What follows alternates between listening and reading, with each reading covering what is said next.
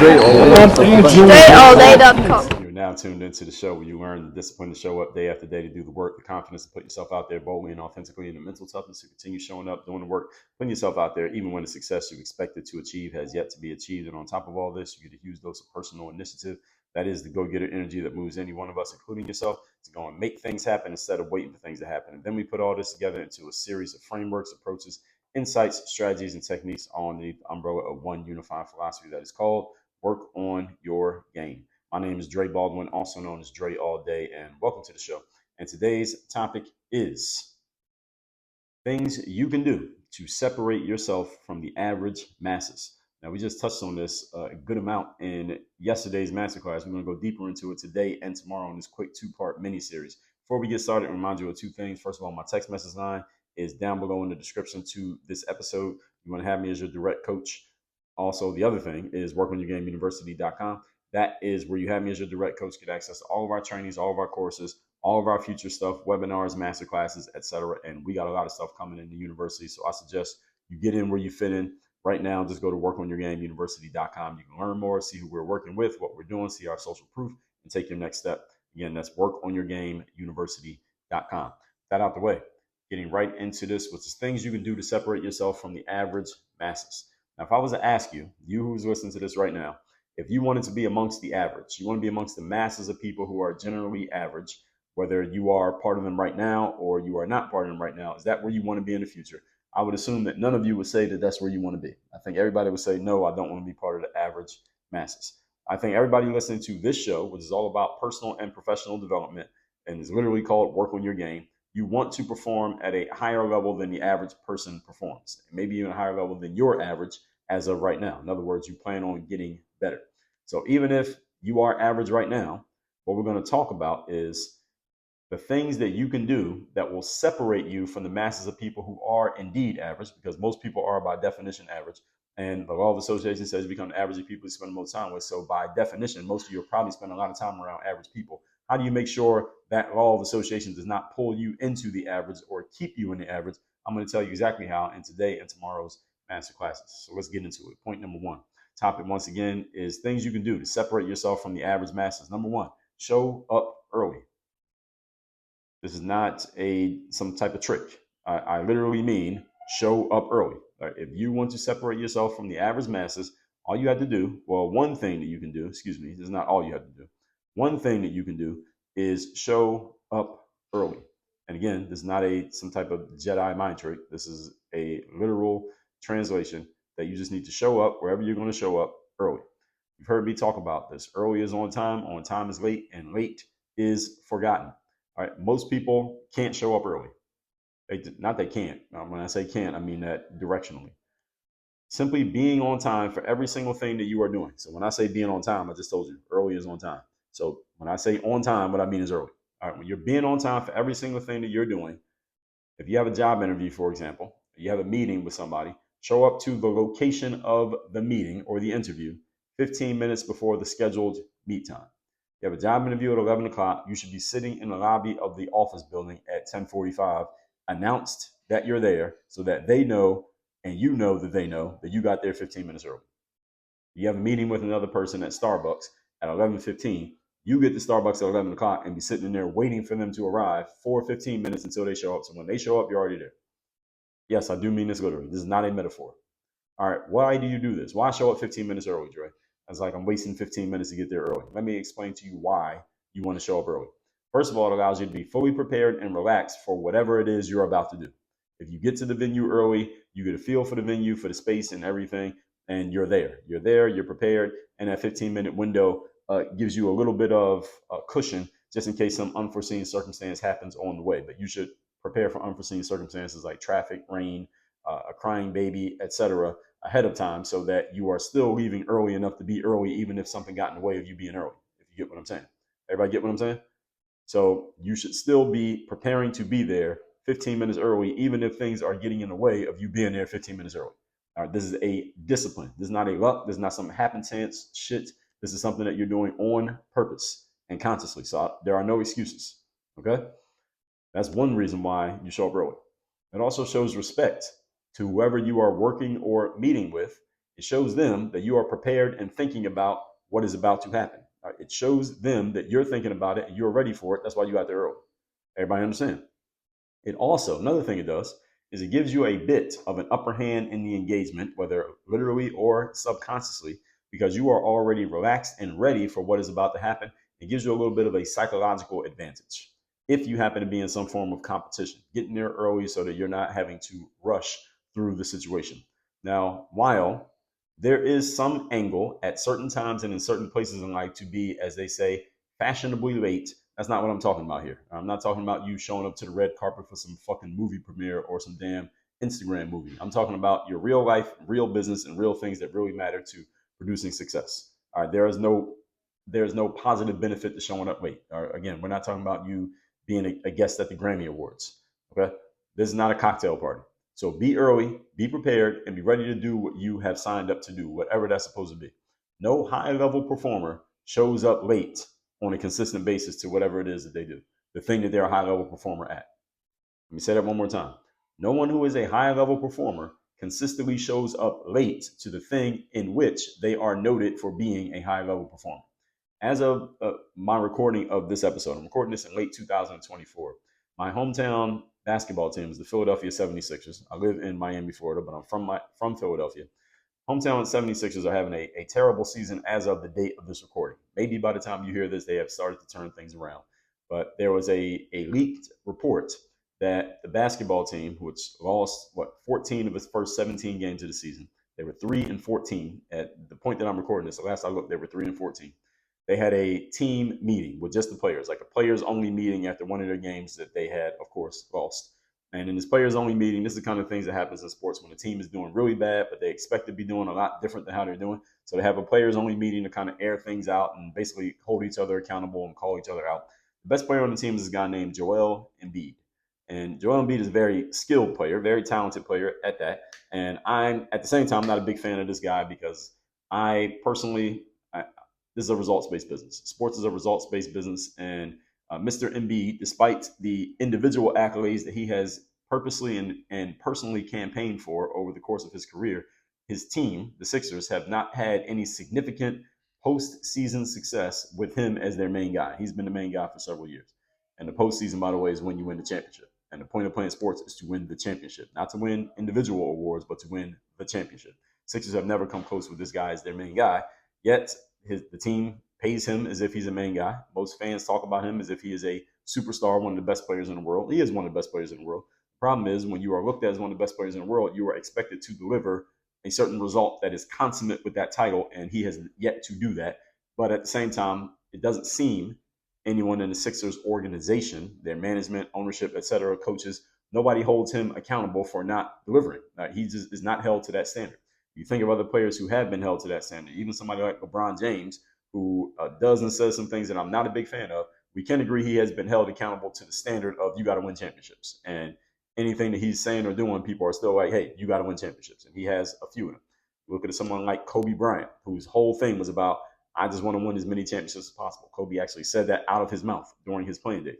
A guy like Michael Jordan, who is well known for having won a whole bunch of championships, high level performers. And I'm bringing these guys up, LeBron, Kobe, Michael Jordan, that all of you have heard of, even if you're not basketball fans, you've never heard of Joel Embiid, which makes sense because Joel Embiid gets talked about by today's basketball fans as if he is on an equal footing with these other guys. He's talked about as if he's one of the best players in the world, the same way that LeBron, Kobe, Michael Jordan at different times have been noted as the best players in the world. The problem is this guy doesn't deliver. I'm bringing all of that up with this point to say the following.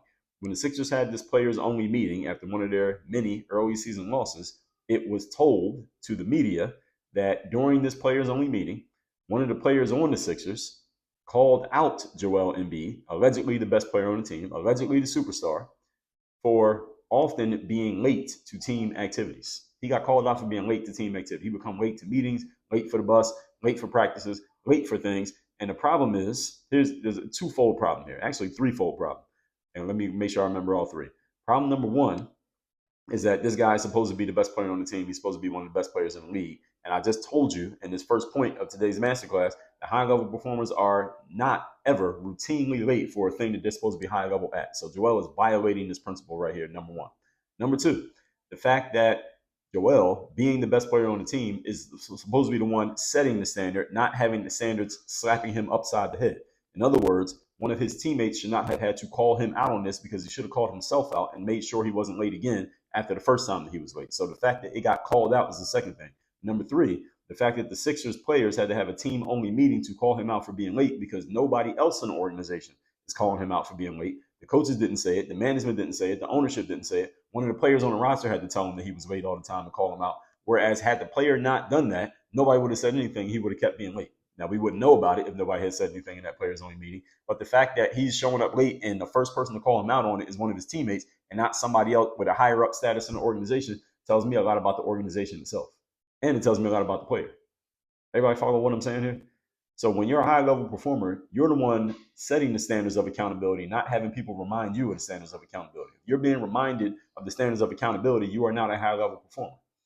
And if you are being reminded of the standards of accountability, but you're supposed to be the number one person in the organization, well, that organization ain't shit. That organization has trouble. That organization has a problem. How are you going to win anything if you're supposedly the number one guy, yet somebody else has to remind you of the standards? That tells me everything I need to know about this year's Philadelphia 76ers basketball team. They're probably not going to go too far, as I just explained to you why. And that's unfortunate because it'd be great to see the hometown team win a championship. But I will go on the record. I've said this on social media many times. I'll go on the record and say the Sixers are not winning a championship with this guy that I'm talking about, Joel Embiid. As long as he is the guy on the team, they're not winning a championship. Why? Because you can't win a championship with shaky leadership. I'm not saying he can't play. He's a very good player. But being a good player and a difference maker are two different things. I did a whole episode on that. I even give a keynote speech about this. Good players versus difference makers. Joel Embiid is a good player. He's not a difference maker. Kobe Bryant was a difference maker. Michael Jordan was a difference maker. LeBron, I would say even to this day, he's still a difference maker. He's not quite the player he was 10 years ago, but he's still a difference maker as long as he's playing. Joel is a good player, and there is a huge difference between the two. Moving on, point number two. Today's topic, once again, is things you can do to separate yourself from the average masses. Number two, stick to something once you have begun doing it. Actually follow through on things that you start. That's what this is. Whatever you are doing, stick with it long enough so that you can get tangible results. Tangible results does not necessarily mean you get the success that you want. You might need to walk away from it at a certain point, but you have to have enough tangible result to logically justify to yourself why you're going to walk away from the thing that you're doing. And again, it doesn't mean just because you start something, you'll do it forever, or that because you started something is going to be your calling in life. You may indeed end up leaving that thing and doing something else, but you must put in enough time and effort to know whether or not you're in the right place. So many people quit things long before they have given enough effort and gotten enough feedback from doing it to know if they're in the right place or if they're in the wrong place. So what ends up happening with many of these folks is that they never find the right place for themselves because they never stick around anywhere long enough to find out if it's the right place or if it's not. So if you want to take this further, do what a business or a marketing person does and give yourself a clear parameter for how long you'll do a thing or how many or how much of a certain result you must get before you make a final decision. So to give you an example, whenever I'm split testing a landing page, let's say inside of a sales funnel, I want to have a split test. This means you make two versions of the same sales page and you only make one change. So you're only testing one variable and you have to get enough visitors to see each page and then respond in a certain way. You're measuring by certain metrics to find out which page is doing better than the other one based on the one difference between the two of them. I tell people you got to get at least 100 different hits on each page of a split test before you can decide which page is winning. In other words, if I make two versions of the same page, I can't let three people go look at those two pages and then decide based on the three people, well, this one got 2 clicks, this one only got 1 click. That means the one with 2 clicks won. That's not enough information. It's not statistically relevant data. I need 100 seeing each page, and then I'll look at the data because 100 people is enough that I can say, okay, we have some significant data, statistically significant results to where we can make a decision based on that. You understand? So therefore, I can declare the test over and start a new test. So it's 100 views of each page, and that's when the test ends. You need to decide what kind of effort you're going to put into something and what kind of results you need to get or how much or how long, etc., before you can decide whether or not you're going to do the thing or not. So it's kind of like I hear parents say this about their kids sometimes. Their kids goes and plays a sport. The kid might be in 7th grade or 12th grade, maybe not 12th grade, but let's say 9th grade. And they go out to play a sport like soccer or football or baseball. And halfway through the season, the kid decides they don't really like soccer, they don't really like baseball, they don't really like volleyball. And a parent will say to them, okay, if you don't want to play anymore, you don't have to. However, you must finish out the season. Or you signed up for the team, you made the team, you got to finish the season playing on the team. And when the season's over, if you don't want to play volleyball again, you'll never have to touch the ball ever again. But you can't quit in the middle of the season. And I'm giving you that to, again, metaphorically help you understand anything that you're going to get into. You're going to be a high level performer, you have to see it through. And you decide what seeing it through means, but you need to set that parameter so that you can't just wake up one day and quote unquote not feel like it and then decide that you're going to quit. That's what average people do all the time. Don't be them. Point number 3. Today's topic, once again, is things you can do to separate yourself from the average masses. Number 3, stop changing your mind and jumping from one thing to the next, and instead lock in and focus. Similar to what we just talked about here. Focus, ladies and gentlemen, is a force multiplier. I talked about this in episode 1193. Now, while this point can apply directly to what I said in point number 2, this one also applies when it comes to your moment by moment behavior every single day. Let me explain to you what I mean. You need to stay focused on a single task long enough to get the best out of yourself and get the maximum amount of productivity out of that task before you move on to the next task. Many of us try switching between tasks too often, what we generally call multitasking. Stop doing that.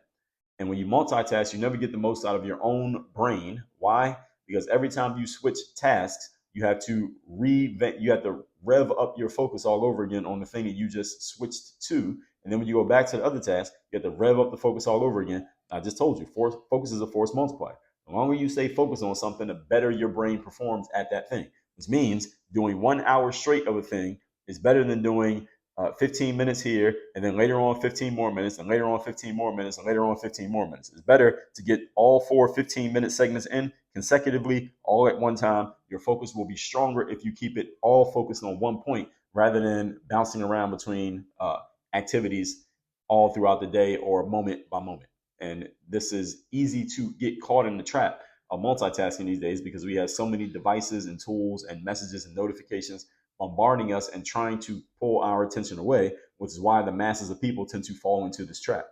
This whole series here is about not falling into the trap of what the average masses of people do. So you're going to do the opposite of what most people allow to happen to them. See, they're not doing it, they're allowing it to happen to them. This is why you got to get control of that device that you have in your pocket with all the notifications and all the text messages and all that social medias. You got to get control of that thing so you're controlling it rather than it controlling you. And yes, I'm talking about you. Everybody follow here. So if you want your brain to get into its groove and really lock in and give you its best performance, you have to stay focused on something long enough for your brain to get there. Okay? Your writing will be better if you spend 2 straight hours writing rather than 15 minutes per day for 8 days straight. All right. The length of time invested allows your focus to go up. This is not a theory, it is a real thing. Focus multiplies force. Let's recap today's class, which is things you can do to separate yourself from the average masses. Again, this is going to be a 2-part series, so this is part 1. Number 1, show up early. When I say early, let me translate that. That means on time. So when you hear me say on time, that means early. That means if you need to be somewhere at 11, be there at 10:45. You need to be somewhere at 4 o'clock. You need to be there ready to go at 3:45, even if that means you're going to wait 15 minutes for everybody else to show up. You be there early. Our high-level performers are never late, and they're damn sure not late on a regular basis. Point number 2, stick to something once you have begun it. You decide how long you need to stick to it and what results you need to see in order to make a decision about whether or not to keep going or not. But you cannot have it be, I'm just going to quit whenever I feel like it because I don't want to stick to it anymore this day. I just had a bad day yesterday, so I'm going to quit today. No, you can't do that. You set the parameter for how long you have to stick to a thing, and once you reach that parameter, now you can make a decision, yes or no. But you cannot just wake up one day on the wrong side of the bed and decide you're going to quit things. That's what average people do. Number 3, stop changing your mind and jumping from one thing to the next, and instead lock in your focus. Focus multiplies force. The longer you stay focused on the thing, the better you'll do. In other words, you need to focus on one task at a time over the course of your day, get that done, then go to the next task. Not jumping between multiple tasks all at the same time, is what many people think that they're doing, but you're actually hurting your productivity by trying to do that, trying and failing to do so. Tomorrow we get into part 2 of this series. For today, go to workonyourgameuniversity.com. I want you to see the testimonials there, see the feedback, see the case studies, see the social proof we have of the people who have worked with us, people who have been in our programs, people in our programs right now, what they say, what they've done, what they've gotten out of it, and then get yourself into our program by taking the next step right there on that page to get to working with me as your direct coach. WorkOnYourGameUniversity.com. Work on your game. Dre, all